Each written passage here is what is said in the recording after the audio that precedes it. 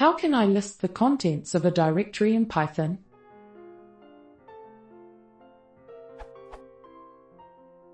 Can't be hard, but I'm having a mental block.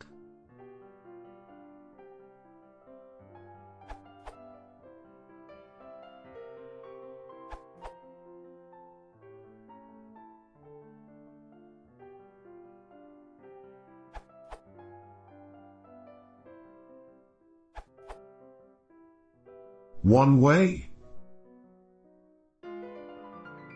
Another way? Examples found here.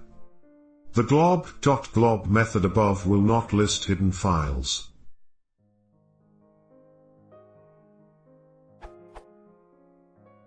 Since I originally answered this question years ago, pathlib has been added to Python.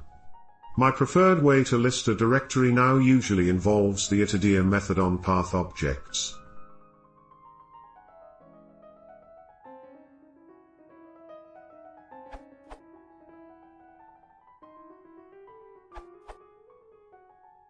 os.walk can be used if you need recursion.